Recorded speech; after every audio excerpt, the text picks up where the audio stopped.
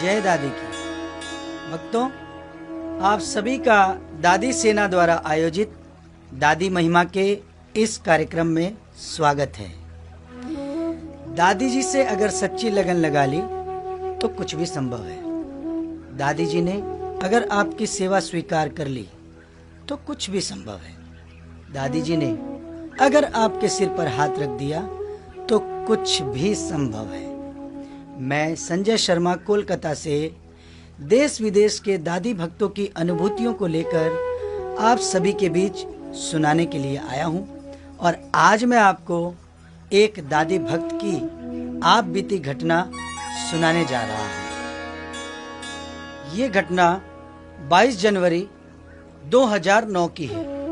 महाराष्ट्र के अकोला शहर में रहने वाले श्रीमती संतोष जी झुंझुनवाला के पति महेंद्र जी का स्वास्थ्य अचानक खराब हो गया। उनकी जांच कराने के लिए उन्हें डॉक्टर के पास लेकर जाया गया। डॉक्टरों ने उन्हें नागपुर ले जाने के लिए कहा। श्रीमती संतोष जी झुंझुनवाला अपने पति के साथ 23 जनवरी को अकोला से नागपुर की ओर रवाना हुई।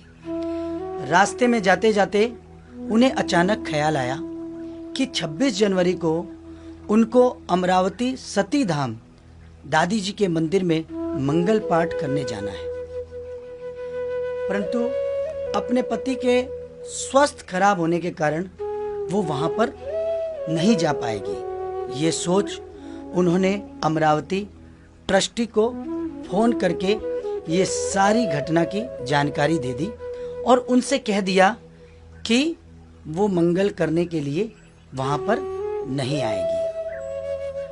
नागपुर जाने के बाद वोकहार्ट अस्पताल में उनके पति को भर्ती कराया गया, जिसके बाद उनकी जांच हुई और जांच होने के उपरांत डॉक्टरों ने ये बताया कि इनका वॉल्व बिल्कुल काम करना बंद कर चुका है। डॉक्टरों ने बताया कि इनका यहाँ पर कोई इलाज नहीं है, इन्हें यहाँ से लेकर हैदराबाद जाना होगा। संतोष भाई जब इस बात को सुनी तो उनका मन बड़ा बेचैन हो गया। वो दादी जी के सामने मन ही मन प्रार्थना करने लगी। तभी उनकी नज़र अस्पताल में नीचे बने मंदिर के ऊपर गई। वो मंदिर के पास गई और अपने मन से श्री दादी जी का ध्यान किया और दादी जी से विनती की कि हे दादी, अगर आप मेरे इस संकट को दूर कर देंगी तो मैं आपका मंगल करने के लिए सती धाम मंदिर अमरावती में जरूर जाऊंगी। तभी डॉक्टर ने आकर उन्हें यह सूचना दी कि एक प्रयास हम लोग कर रहे हैं, एक इंजेक्शन लगाया है, अगर वो इंजेक्शन काम करता है तो फिर आपको हैदराबाद नहीं लेकर जाना होगा। थोड़ी देर बाद डॉक्टरों ने फिर से सूचना दी कि इंजेक्शन ने काम कर दिया है और उनका वॉल्व धीरे धीरे काम करना चालू कर रहा है। श्री दादी जी ने संतोष बाई की भक्ति को देखकर, उनके भाव को देखकर उन्हें आशीर्वाद दे दिया था। 25 जनवरी को संतोष बाई ने अमरावती फोन करके ट्रस्टी श्री मधुसूदन जी से कहा कि मैं दादी जी का मंगल करने के लिए कल अमरावती आ रही हूँ, और वो दादी जी का मंगल गान करने के लिए अमरावती मंदिर पहुँच गई। वहाँ उन्होंने बड़े ही प्रेम से भावपूर्वक श्री दादी जी के मंगल का गुणगान किया।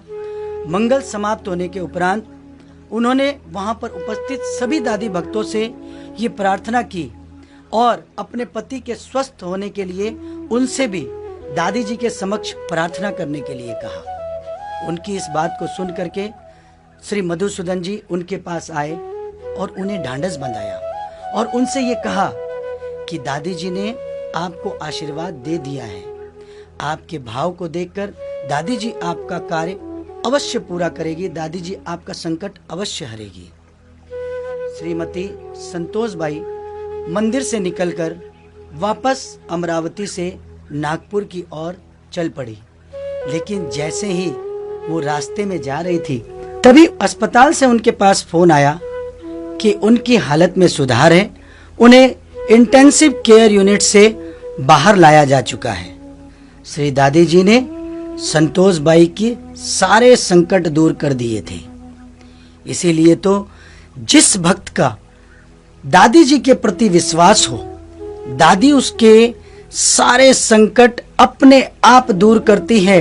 तभी तो कहते हैं कि जाके सिर पर है दादी जी रो हाथ, कोई ही तो बारो काई करसी। हो जाके सिर पर है दादी जी रो हाथ, कोई ही तो बारो काई करसी। कोई तो बारो काई करसी, कोई तो बारो काई करसी। तो जो भी भक्त मेरी इस बात को सुन रहे हैं, मैं उनसे यही कहना चाहता हूं कि अगर आपको दादी जी के प्रति विश्वास है तो दादी जी आपके सारे संकट दूर करने के लिए हमेशा तैयार खड़ी है।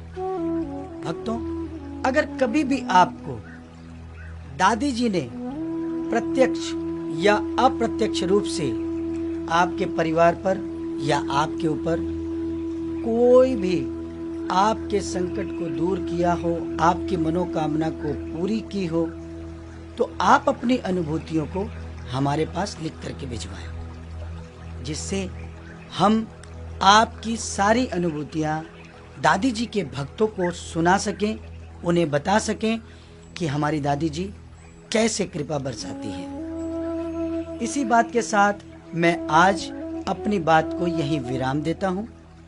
अगले रविवार प्रातः 11 बजे फिर से दादी जी के भक्तों की अनुभूतियों को दादी महिमा के माध्यम से आप सभी को सुनाने के लिए आऊंगा। और जाते जाते फिर से वही कहता हूं कि जगा लो ऐसी भक्ति की प्यास कि दादी जी रखे आपको अपने पास। तब तक के लिए जय दादी की।